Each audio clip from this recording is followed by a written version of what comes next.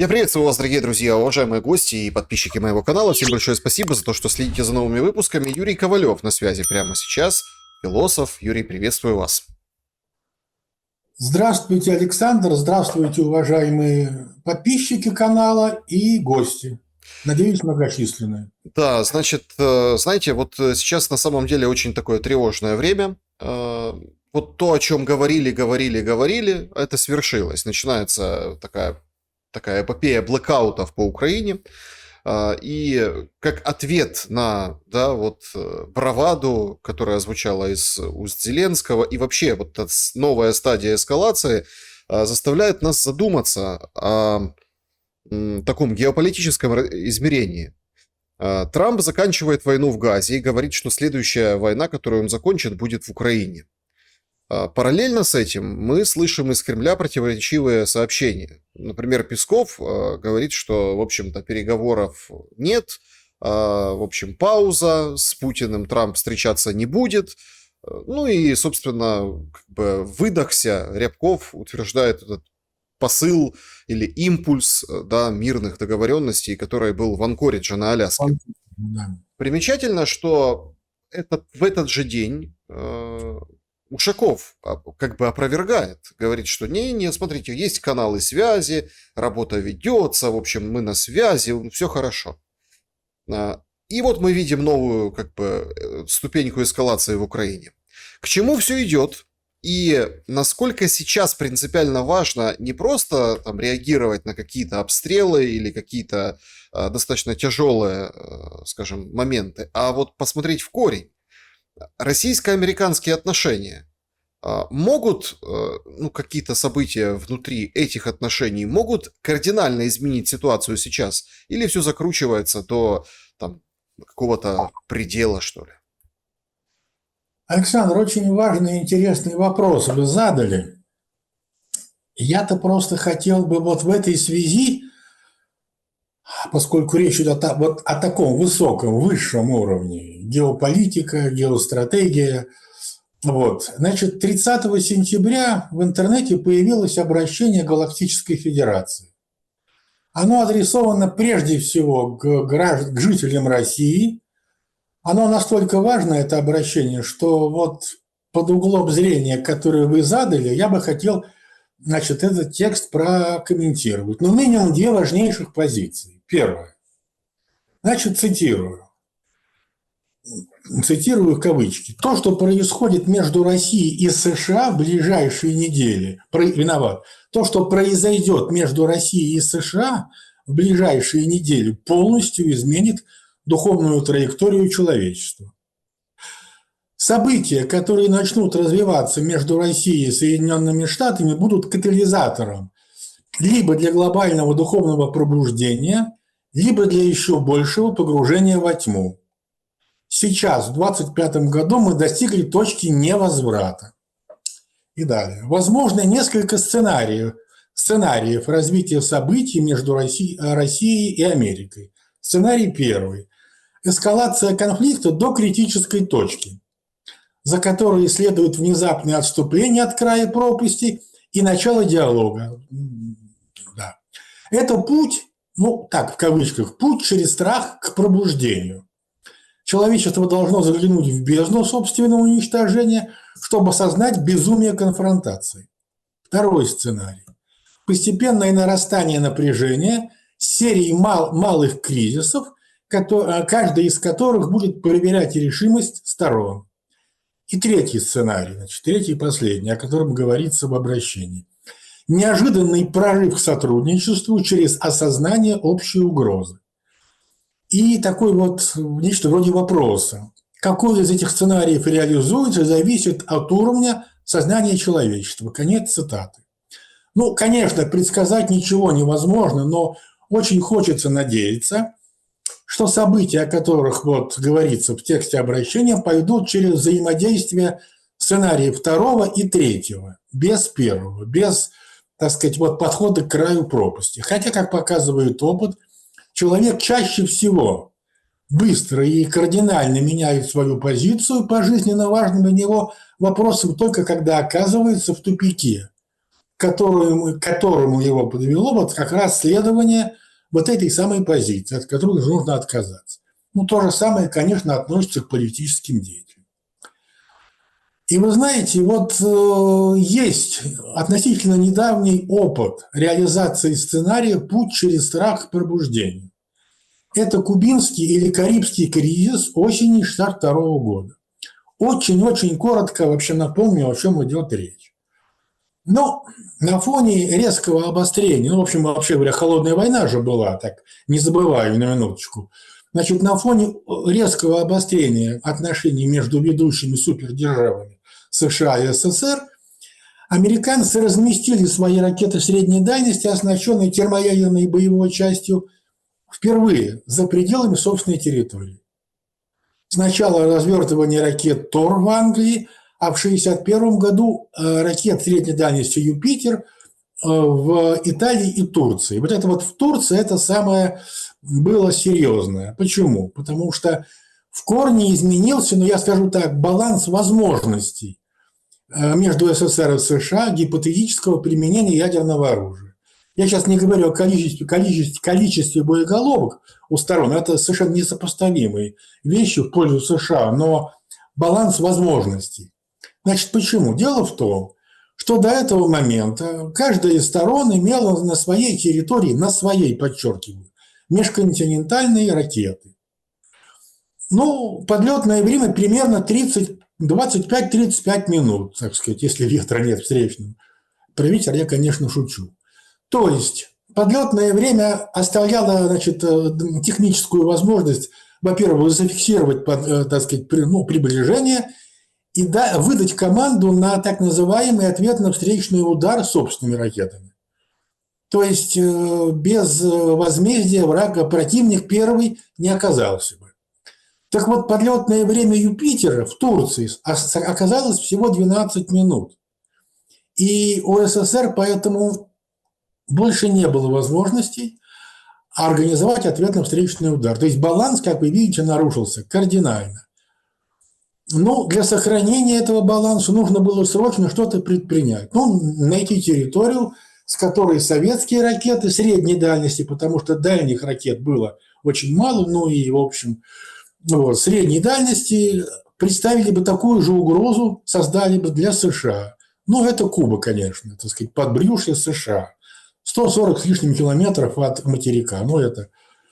И вот к октябрю 1962 года на Кубе, помимо прочих сил и средств, было развернуто 42 ракеты Р-12 средней дальности, значит, добивающие до рубежа Вашингтон-Даллас, то есть полтерритории США, так, немножко, был под боем. Ракеты с термоядерной боевой частью, там 1,5 мегатонна, это очень прилично. Тем самым баланс возможностей был восстановлен, но ценой колоссального роста напряженности между СССР и США. Тут я не буду вдаваться в подробности, просто вот буквально 3 фразы о реальном ее уровне, момент кульминации. Значит, в те годы министром обороны США был Роберт Макнамара, который, естественно, в силу своей должности был допущен предельно секретным документом, он обладал полной картиной обстановки. Так вот, его слова, сказанные спустя много-много лет, значит, вот как он вспомнил, что было 27 октября 1962 года. Вот его слова. Вечером 27 октября я выходил из Белого дома от президента. Был яркий осенний вечер. И я подумал, возможно, я никогда уже не увижу такого прекрасного субботнего вечера. Повторяю, это был не какой-нибудь обыватель там сумасшедший, это был человек, допущенный до всех секретов. Что же позволил осознать этот взгляд в бездну? Ну, вещь, которая сейчас вроде бы очевидна, но тогда, значит, вещь такая. Стратегические ядерные силы – это средство сдерживания. Это не оружие, которое можно применить. Поскольку страна, готовящая ядерный удар первый, обязательно получит в ответ неприемлемый для себя ущерб. Тогда появилось впервые понятие «неприемлемый ущерб». А тут очень важно, я просто покажу на 2 примерах. До Карибского кризиса отношение к ядерным силам и в США, и в СССР было как к обычному оружию. Вот два примера. Когда американцы нанесли два ядерных удара по Хиросиме и Нагасаки в августе 1945 года, они исходили из того, что это просто большие бомбы, ну, больше, чем обычно, не более. В СССР, второй пример, в сентябре 1954 года на Тотском полигоне в Оренбургской области были проведены военные учения. Значит, их задача – отработка прорыва глубоко эшелонированной обороны противника с использованием реального воздушного взрыва атомной бомбы. Действительно, атомная бомба была, значит, калибром 40 килотонн, была сброшена с бомбардировщика, значит, и начались учения. То есть считалось, что это просто большие, очень мощное оружие. Значит, возникает вопрос, а сегодня, вот учитывая, как сказано было в обращении, вот нагнетается обстановка, эти томагавки, которые резко все меняют, даже если их будет немного, это такой психологический вроде бы нарушение баланса, может быть, сначала. Что должны понять лидеры ведущих стран Европы, вот, ну, находясь в ситуации где-то, в общем, без 5-12. Ну, в общем, еще весьма простую вещь. Но она простая, так, со стороны, им-то, может быть, она непростая. Так такая вещь. Принцип всех переговоров при выходе из украинского тупика, я так это назову, этот принцип не работает сегодня. Не знаю, работал ли он прежде. После, значит, Первой мировой войны Версальский договор попытался такую штуку устроить. И что сделали из Германии, это страшно подумать. Она территория лишилась.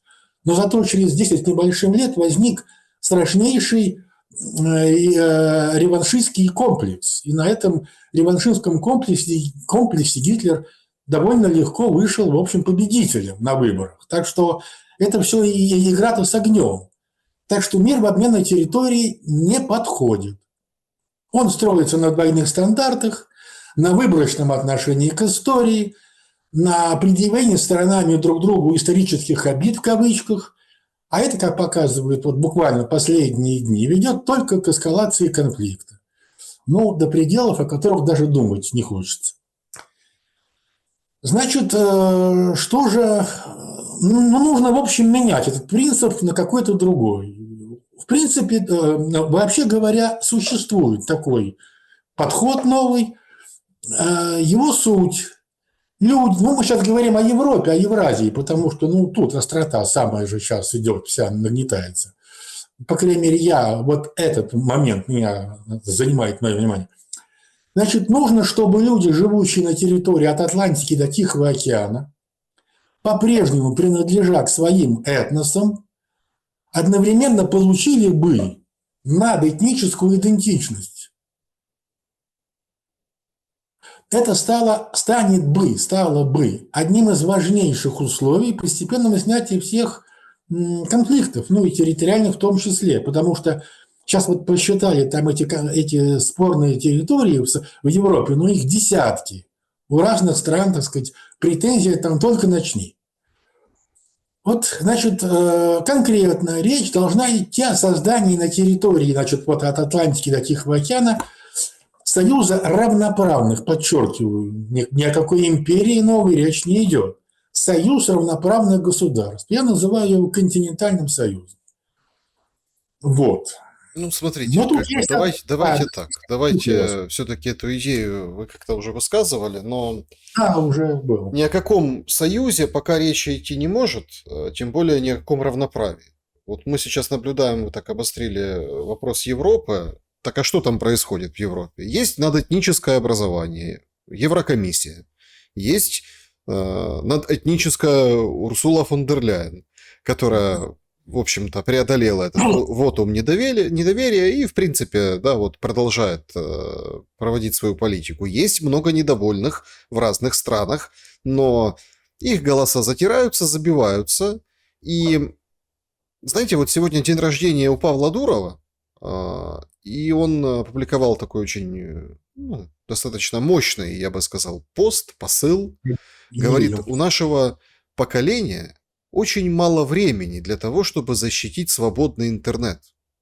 То есть надэтническое образование Европейский Союз зарегулирует вот все, скажем так, все, скажем, ну вот такие достижения, да, что ли, свобод, там, независимости, которые есть. Там криптовалюта в Европе зарегулирована, медиа зарегулированы. И над кажущейся вот этой свободой и ценностями все-таки висит дамоклов меч и цензуры, и конкретно политиков, которые проводят свою работу исключительно в своих интересах надэтнической структуры, вот этой вот надстройки.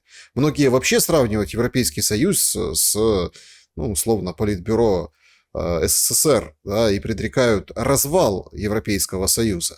Вы же говорите, когда мы вошли в стадию такого развала, о каком-то еще большем объединении.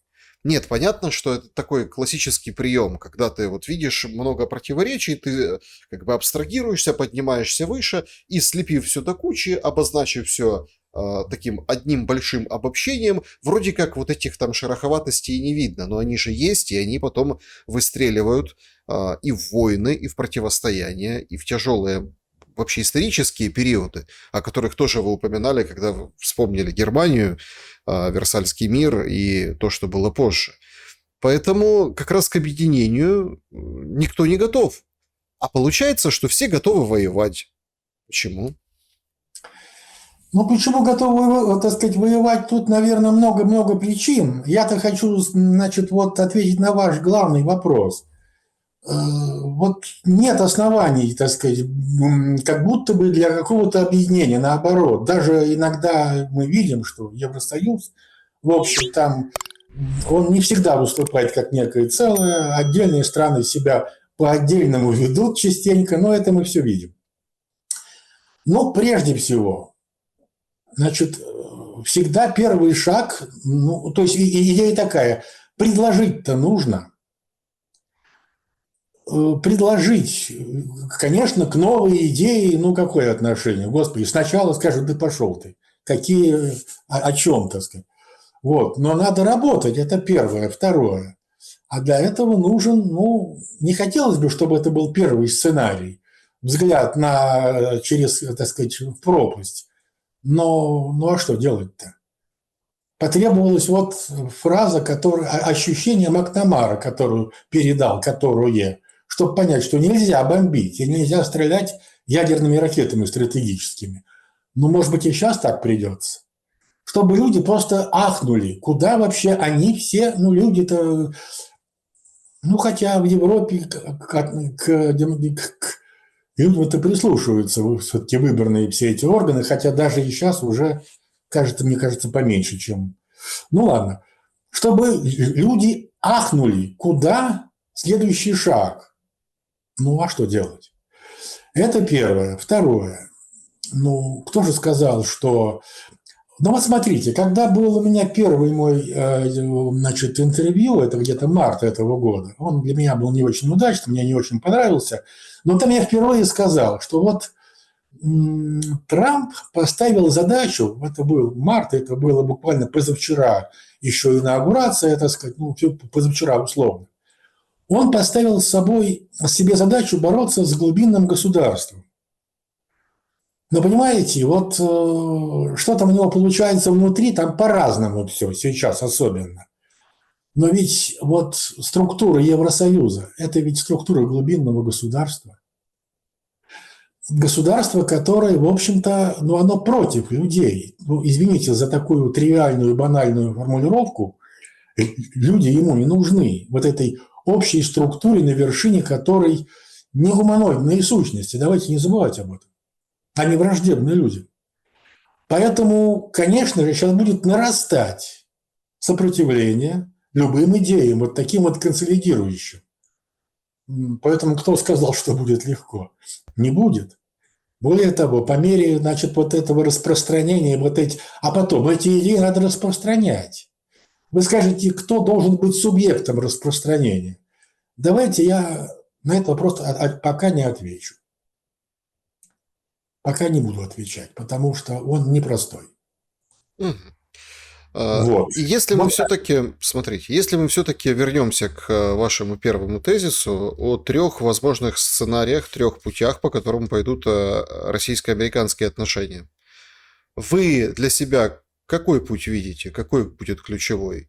Взгляд в бездну, резкая конфронтация, череда малых кризисов, потому что мы понимаем, как бы это ни было больно и неудобно и угрожающе там, для Украины, имеется в виду блэкауты, имеется в виду то, что, собственно, начинается сейчас, но с точки зрения вот этих глобальных стратегических мазков, то это один из кризисов, и причем не шибко большой, ну, то есть локальный, да, вот. Ой, Киев без света, левый берег. Ой, там... Да, мелочь, конечно, да. Сотни, десятки тысяч людей, подумаешь, да. А Правильно. подождите, для Deep State вы же как сказали, да? Люди не важны, поэтому это вообще Ну, как бы не можно. причина. Нет, Александр, абсолютно я с вами согласен. Вы сейчас правильно, просто точку зрения излагаете вот этого самого, этих ребят, которые Deep State. Ну, понимаете, я повторюсь, я хотел бы, конечно, с минимальными потерями, чтобы вообще вот однажды все сказали, ой, ну вот, надо же начинать строить континентальный союз, ура. Но боюсь, что это утопия. Поэтому, наверное, все-таки будет какая-то смесь второго, то есть череда малых, ну, относительно малых кризисов, но которые, надеюсь, не дойдут до взгляда в бездну. Хотелось бы на это очень надеяться. Потому что вот все-таки вы смотрите, вот кубинский кризис, это 62-й год, сколько прошло времени, я даже не могу посчитать, 60 лет, два поколения. Все-таки ситуация, скажем, в Европе, ну, с общественным мнением, она другая. В США, в Европе, ну, оно больше значит, чем в те годы. Но вот мне так, я не в Европе живу, так сказать, но то, что я могу, как я могу об этом судить, все-таки, по-моему, это сейчас важно. Депутаты местные, европейские, Европарламент, они вынуждены больше, так сказать, считаться с мнением своих избирателей. Мне так кажется. Возможно, это немножко утопия. Вот. Но тогда, с вашего позволения, я бы сейчас рассказал еще об одной штуке, еще об одном. Ну, да, вот я вернусь чуть-чуть на 3 слова назад. Кто должен быть субъектом вот этих вот работы по продвижению идеи континентального союза? Ну, в общем, надоэтническая идентичность. Да, еще важно очень.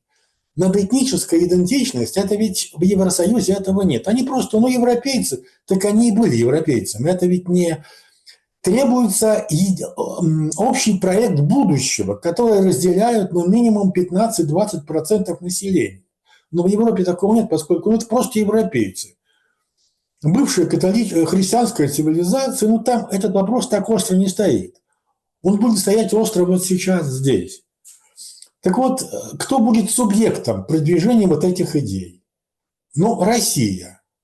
Какая Россия? Ну вот попробую все-таки я сейчас к этому подойти, тем более, что об этом очень важно, очень интересно сказано вот в этом обращении. Значит, поэтому цитата номер 2, опять цитирую, позиция номер 2. Значит, начало цитаты. Россия всегда была особым местом на планетарной карте сознания, духовным сердцем Земли. Русский народ несет в себе особый космический код. Код, в смысле код. Код объединения, соборности, всеединства. Вот очень важная фраза. Это не национализм и не гордыня, но духовная реальность, которую признавали величайшие мыслители вашей земли. Весь мир сегодня смотрит на Россию со страхом или надеждой, с ненавистью или любовью. Равнодушным остаться невозможно. Конец цитаты. Ну вот я, учитывая сегодняшние события, тема предельно деликатная затронута здесь, поэтому тут нужно особое комментирование, ну, хотя, конечно, передать какие-то духовные подвижки, сознание, духа, но это словами-то трудно. Но я вот попробую. Сначала вот что написал Петр Чаадаев, русский отечественный философ, в 1837 году. В работе называется, он назвал его «Апология сумасшедшего». Значит, цитирую. «Есть великие народы, которые нельзя объяснить нормальными законами нашего разума, но которые таинственно определяет верховная логика провидения. Таков именно наш народ, ну, так сказать, русский. У меня есть глубокое убеждение, что мы призваны решить большую часть проблем социального порядка, завершить большую часть идей, возникших в старых обществах, ответить на важнейшие вопросы, какие занимают человечество». Конец цитаты. Ну, не вызывает сомнений, что здесь о каких-то особых качествах русского народа речь идет. Ну, попробуем, давайте смотреть, а каких же именно? Ну, напомню известную, ну, или сейчас уже не очень, может быть, немножко забытую притчу. Приезжий, оказавшийся в одном из европейских средневековых городов, видит начинающееся строительство, в котором, ну, уже угадываются контуры будущего огромного собора католического. Ну вот, навстречу ему трое рабочих с тачками, тачки с камнями. Ну, он подходит к первому. «Скажите, что вы делаете?» Ну, первый, значит, вот что он примерно сказал. «Да вот хозяин приказал сюда, сейчас вот камни везу, вчера песок возил, платят неплохо, работа надолго, чего еще нужно?» Ладно. Ответ второго. «Вы знаете, у меня через 2 месяца свадьба, нужно дом достроить, ну, в общем, деньги-то нужны». И ответ третьего на вопрос, что он делает. «Я храм строю». Понятно, что здесь ставится вопрос о высшем смысле жизни. О смысле как о строительстве храма. Храма с большой буквы. Ну, понятно, о чем речь. Не буду я сейчас говорить банальности. Так вот, смею заявить, что особой чертой, о которой вот говорят и Чаадаев, и вот в обращении, особой чертой русского народа является потребность обязательно чувствовать, осознавать, что Россия участвует в строительстве храма. И тогда у людей появляется ощущение общего дела, исторической правоты. То есть в целом возникает чувство великой эпохи. Сейчас возникает это чувство великой эпохи у россиян? Я сейчас пойду, Александр, с вашего позволения. Так было в 30-е годы прошлого века в СССР. Может быть, немножко после победы, ну, где-нибудь там пару лет в 45-м, 46-м. Потом все посыпалось. При этом каждый конкретный человек вовсе не обязательно требуется ему такое. Абсолютно. Это пассионарий, которых всегда мало. Речь идет о коллективной душе. Так вот, если такого смысла нет, коллективная душа рассыпается, ну, фигурально. Конечно, вот опять очень важно, я попрошу меня, так сказать, вот сейчас особо послушать. Конечно, ощущение строительства храма нужно, в общем, всем людям, всем народам. Ну а как же, цель-то нужна в жизни. Вот только ведь тогда возникает ощущение, что ты не просто не связанный с другими индивид, ну, там, друзья, приятели, там, родственники, но ты не связан никак, а что ты участник общего дела. Словно в душной комнате открываются все окна и врывается свежий морской воздух. И этот свежий морской воздух нужен всем, но только русские раньше всех начинают задыхаться при его отсутствии. Другие справляются, а русские задыхаются. И ищут окна, которые нужно срочно распахнуть, тем самым спасая всех остальных. Ну, это что? Национализм или гордыня? Это просто, как написано в обращении, духовная реальность. Ну а что? Кстати, ощущение ничем не связанного с другими индивидами я ощутил на собственном примере. Весной 92 года я побывал на выставке достижений народного хозяйства, ВДНХ знаменитая. Я бывал довольно регулярно там во времена СССР. Понимаете, там, ну, это как макет страны. Павильоны республик, тематические павильоны, электроника, космос, промышленность. Все это создавало приподнятое настроение, такое особое, понимаете. И вот весной 92 года я снова пришел на выставку. Весной 92 года прошло там 5 месяцев после речи Горбачева, так сказать, и спуски флага в Кремле. И вот теперь на этой выставке все было по-другому. Теперь это была просто огромная ярмарка. Красивая. Киоски, яркие там всякие штуки, музыка, шашлык, мангал, а вот тут вот плов. В общем, все, что угодно душе. Ушло только одно. Не было. Не было ощущения общего дела. И чувства великой эпохи. Они ушли. Потому что в 92 году резонанс страны с частотой центрального галактического Солнца был уже потерян. Вот. Ну и последний. Да, Александр, слушаю вас. Смотрите, тут же возникает очень важный момент. И говоря об исключительности русского народа, невольно переносишься вот в эту параллель общего дела и войны в Украине. С одной стороны, язык не повернется назвать это строительством какого-либо храма, в какой-либо параллели, да, то есть философской того, что происходит. С другой стороны, мы же видим, как это все делается. За деньги.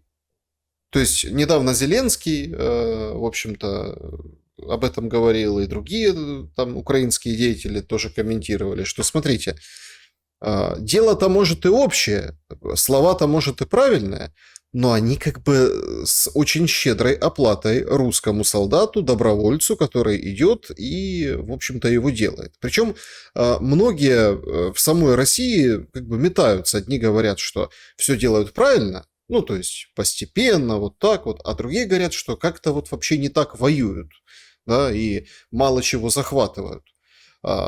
И как бы какая-то война в целом неправильная. Эта точка зрения есть. Как вы вообще трактуете и накладываете вышесказанное на события, которые происходят в Украине? В Украине, которая, я еще раз подчеркну, перешагнула вот этот вот новую ступеньку, и сейчас там новый этап эскалации и новый этап страданий. И парадоксально, да, то есть, что в 22 году, 10 октября все началось, да, что вот сейчас в 25 году, опять 10 октября, вот четко, как, знаете, как по расписанию. Абсолютно не кажется, что эта технология понятна, я имею в виду технология эскалации, но абсолютно не кажется, что мотивами этого является, какое-то вот общее дело или какой-то воздух, как вы метафорически сравнили, из какой-то отдушины.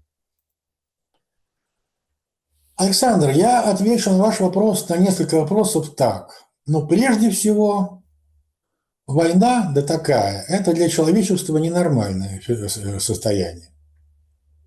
Это она вообще за рамками добра и зла, за рамками, так быть не должно. Вот так к этому надо относиться. И второе. Я уже в прошлые, 2 недели назад, ровно через пятницу назад, я уже сказал, ссылаясь на 2 интересных для меня экспертов, столкнули Россию и Украину. Эти ребята из глубинного государства. Так получилось. Что делать?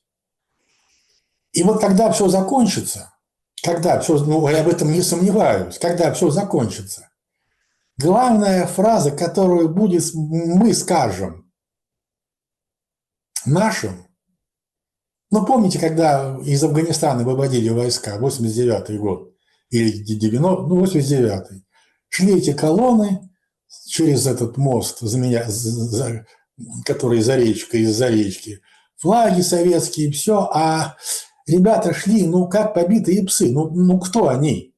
Так вот теперь, когда все кончится, нам нужно будет сказать тем, кто вернется в живых, и те, кто остались здесь, но, к сожалению, покалеченные. Ребята, вы не зря делали это дело, потому что вот благодаря вам люди поняли, что так больше невозможно жить.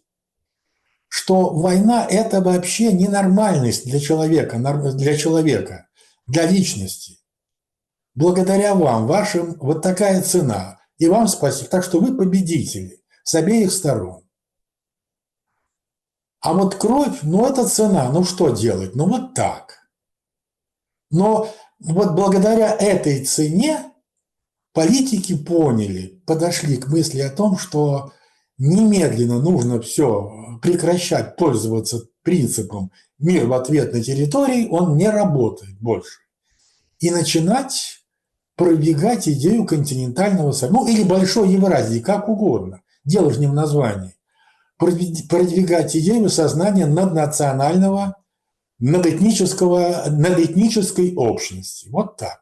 Вы, Ответил на этот вопрос. вы видите в этой идее наднационального, надэтнического правительства, ну, глобальное управление, о котором говорит Си Цзиньпин, больших и стройных, интересных, по-своему конспирологических теорий мирового правительства как такового, и насколько вот эта идея, да, ну, опять-таки, тут же тоже очень парадоксальная история, да, если есть надэтническая надстройка, вы берете там Евразию как континент, можно придумать вообще мир весь, да, мировое Конечно, правительство, конечно, но конечно. тогда возникает главный вопрос, да, то есть, а кто там будет? Представители каких этносов и национальностей? Потому что вот вы же видите, например, ситуация с Ближним Востоком и урегулированием в Газе, как выставила еврейский вопрос в мире. Каким образом? В Британии шокирующие цифры дают по преступлениям, совершенным против евреев и против мусульман. Там перекос сумасшедший.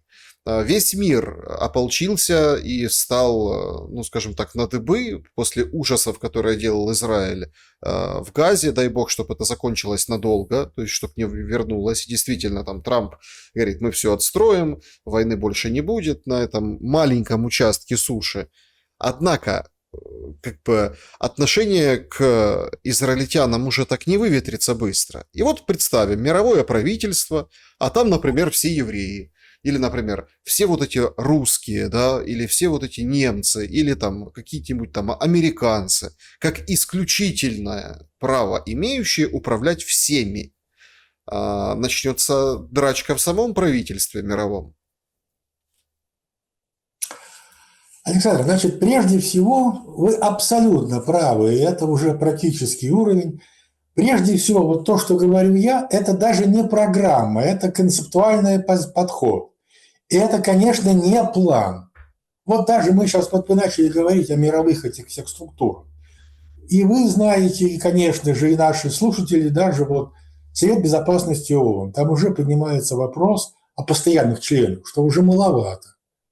То есть это человечество плохо представлено. После Второй мировой войны, понятно, сейчас уже... То есть, конечно, вопрос этот встанет на практическом уровне. Ну так надо работать, надо же созывать мудрейших людей, обязательно учитывать опыт наших кураторов. Вот я сейчас просто, нет возможности об этом говорить, но это же наши старшие братья. Конечно, это будет огромная работа, но у каждой работы есть первый, второй, третий шаг, надо же их делать, понимаете? Это будет очень непросто. Извините за, как это называется, за штамп, груз прошлых обид, конечно, но друг перед другом будем извиняться, а как иначе-то, по-человечески. В общем, это, повторяю, у меня это концептуальное введение, и требуется колоссальная работа по этапам, вплоть до плана, знаете, как в армии. D+1, D+2, D+3, значит, да, это день. Вот так же и здесь. Так что вот так бы я сказал. Инопланетяне когда прилетят? Перед самым пиком вот Сейчас я этого... посмотрю на часы. Да, посмотрите, пожалуйста, потому что, смотрите, тут такой момент. Можно смеяться сколь угодно с этого посыла, но и слава богу, то есть, да, сейчас там с Запорожской атомной электростанцией Гросси сообщил, что вроде как ремонтируют электропередачи, то есть встретились с представителями России, с представителями Украины и договорились. Получается, что договариваться можно. Ведь это же вот очень важный момент. Понятно, что это опасные объекты, там говорят Фукусима, там еще что-то, в общем, лютая история. Но по этому пути все-таки, видите, не перешагнули через эту ступеньку эскалации. По всем другим путям, видите, перешагивают. Очень многих на этой неделе напугал внешний вид градильни Нововоронежской атомной электростанции, когда полетел дрон, его рэбом отклонили, и он туда врезался, и прям четко по центру, картинно, прям, знаете, вот это вот черное пятно. Вот, понятно, это как бы, и слава богу, никак не повлияло на Нововоронежскую АЭЦ, и, в общем, ну, нормально все, то есть опасности нет. Но как символ достаточно угрожающе выглядит. И выглядит как, ну, приманка, что ли, то есть, или как наживка, мол, а давайте-ка лупите ядерным оружием. Опять мы, знаете, в очередной раз подходим к тому, с чего вот вы начинали по поводу вот этого Карибского кризиса. Поэтому тут вопрос, причем абсолютно как бы люди трезвомыслящие реально думают, что это уже не остановить. Это там нет, только внеземной разум это может разрулить, всех помирить или там обеим сторонам дать по морде, растащить и сказать: все, сидеть и жить мирно. Но вот всегда и во всех случаях подчеркивается нашими кураторами: мы вам, конечно, поможем, но делать-то должны вы. Мы не имеем права вот так вот за вас работать. Вы поймите, у нас такое, это наше правило. Но помогать мы будем. Если вы совсем заиграетесь, конечно, никуда мы вам выстрелить ракетами не позволим. Они просто будут дезактивированы и все. По некоторым данным, вообще ядерные боевые блоки стратегически уже давно дезактивированы у всех. Но это так, к слову.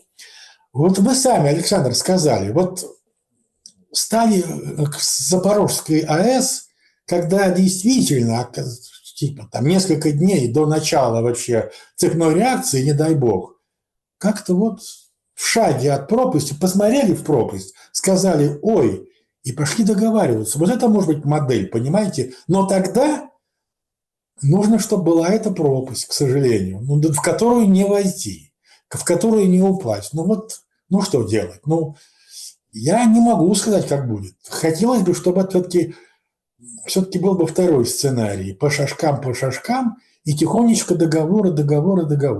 Вот так. Так бы хотелось. Как вы отвечаете на вопрос, почему Россия и Украина о мире не договариваются?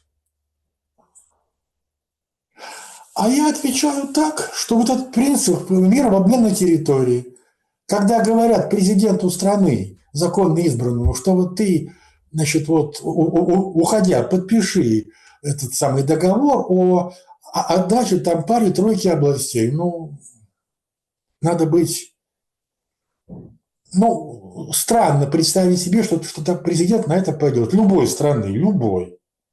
А если пойдет, то это будет потом, ну, он будет, так сказать, проклят потомками. Потом начнутся просто, значит, реваншистские штуки, потом придет похожий товарищ на Гитлера, и все развернется снова. Вот и все. То есть этот принцип устарел, если когда-то вообще он работал, не знаю, хорошо, но сейчас его применять нельзя. Переговоры нужны на базе принципа: вот давайте начнем строить новую общность. Опыт колоссальный накоплен Евросоюзом, конечно. Они строили ну там так скажем, надгосударственные органы. То есть отдавали часть суверенитета вот этим самым там Еврокомиссии, там тонкости были, колоссальный опыт. Конечно же, да, вы спросили про Си Цзиньпина. Понимаете, это вот идея общества, там, человечества единой судьбы, там, или как это, ну, я сейчас не точно воспроизвожу, она ведь, в общем, не раскрыта. Что это такое, непонятно. Что такое человечество, единой судьбы человечества? Ну, потом там, возможно, должен быть некое вот исходное ядро, а я подчеркиваю, что исходная точка. А я подчеркиваю, что тут должны быть абсолютно равноправные страны. Потому что, ну, иначе опять начнется империя и эти самые, вот, как они называются-то, империя и вот так. Народы, которые метрополии подчинены. Это быть не должно. Это тупик еще худший, чем сейчас. Вот так бы я сказал. Если мы попробуем спрогнозировать дальнейший, скажем так, этап развития духовности человеческой, как вам думается, борьба между религиями или религиозная война, да, назовем это так, это вот то, что ждет человечество? Ведь на самом деле многие же всерьез аналитики выписывают там, условно там, противостояние между христианским и исламским миром 2:0. Да, поэтому, собственно, вот сейчас это все происходит и пытаются гасить Ближний Восток через 2 года после атаки Хамас на Израиль. Вот 2 года потребовалось, чтобы хотя бы начать разговаривать.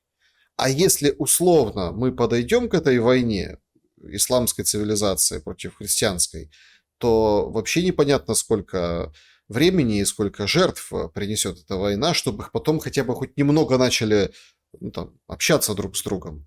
Или тут немножко другое измерение, более социальное. И христианство проигрывает уже изначально и будет уходить потихоньку в историю и уступать место новым религиям или тому же там исламу, как там, вот в том виде, в котором он сейчас есть, причем в разных градациях, да, там от ультрарадикального до более-менее умеренного.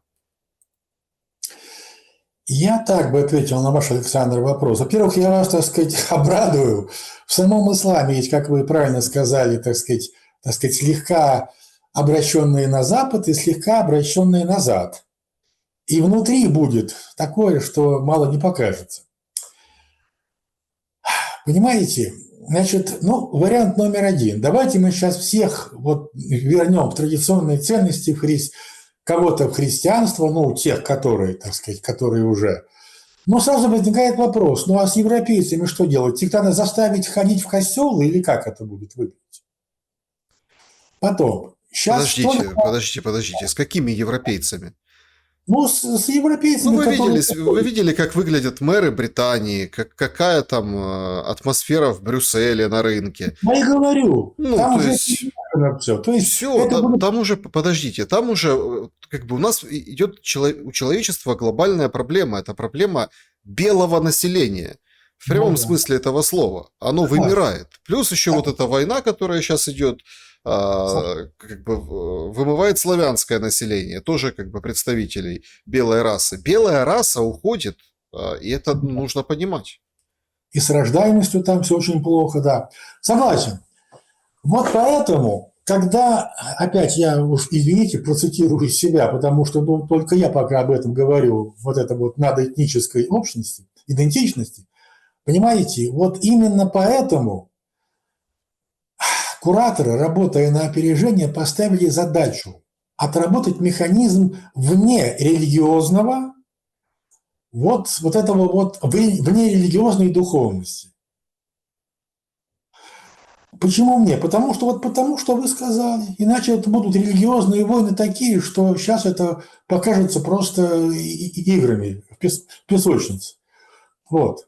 Ребята там серьезные, особенно те, которые мусульмане, так сказать. А для них, по их мнению, белая раса вообще уже сошла с ума, бездуховность от своей, так сказать. В общем, нам дадут прикурить.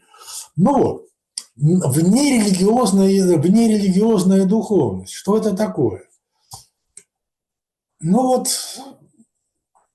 Придется мне опять, тут по-другому не сказать. Настройка на... Люди сами с этим справиться не смогут. Только настройка на частоты центрального галактического Солнца. Извините за уровень теоретический, но тут иногда приходится, так сказать. Центральное галактическое Солнце. Все началось у нас после победы, после октября, но на практике в 1929 году со статьей Сталина, там в «Правде». И посмотрите, что удалось достичь буквально через 2-3 года. Это оценка нашего... Я, по-моему, уже это приводил цитату, но что делать, я повторю ее. Значит, наш публицист Черняховский оценивает нравственно-психологическую атмосферу в стране, возникшую в начале 30-х годов, ну, прошлого, 20 века.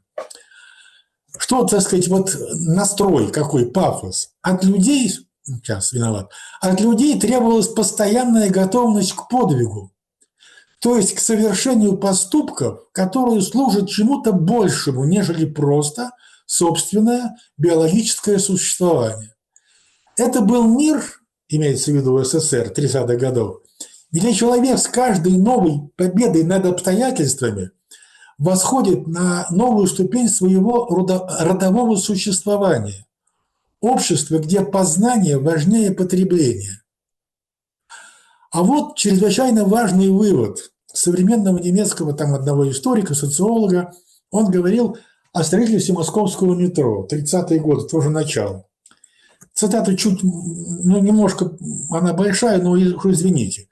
Несмотря на трудности с вербовкой рабочих, крайне сложные условия жизни и труда при строительстве метро и т.д. и т.д. Режиму удалось без всяких оговорок в 1934 году побудить тысячи рабочих ударно трудиться и в обескураживающий короткий срок закончить строительство в первой очереди метрополитена. Этого нельзя объяснить только материальными стимулами или страхом людей попасть в лагерь. И самое главное, складывается впечатление, что активные комсомольцы действовали, вот подчеркиваю, с осознанием того, что за ними стоит абсолютная истина и законы истории. Вот такое ощущение дает настройка в резонанс с центральным галактическим солнцем. Вот что это было.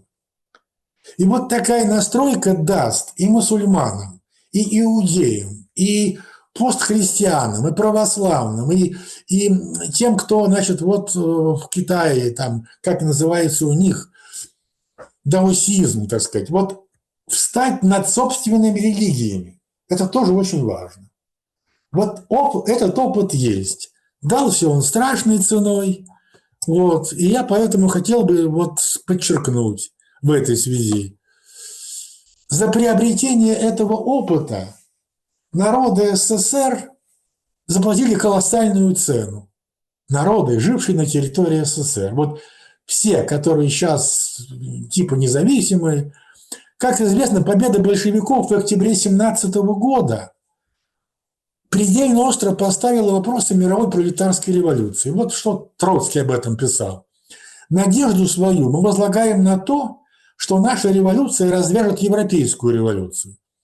Либо русская революция поднимет вихрь борьбы на Западе, либо капиталисты всех нас задушат. Ну, так и задушили. А вот дальше смотрите. Так нет, а вот я сейчас процену цену, буквально 3 строчки. Где-то к 1926 году стало ясно, европейская революция не состоялась и не будет ее. И чтобы выжить, теперь СССР должен был рассчитывать на собственные, в основном, силы. То есть срочно требовалась смена курса.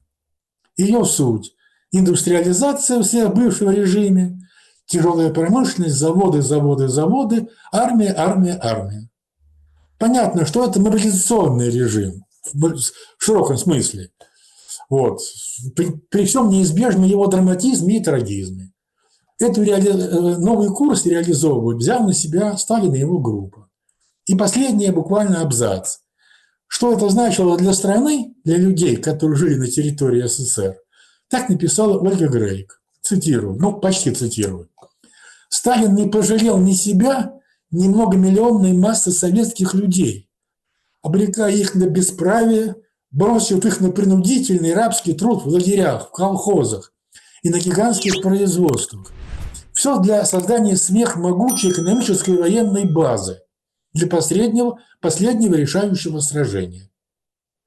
Ну вот, кстати, сражение состоялось через 10 лет после начала первой пятилетки, 41 год, июнь, если мы помним.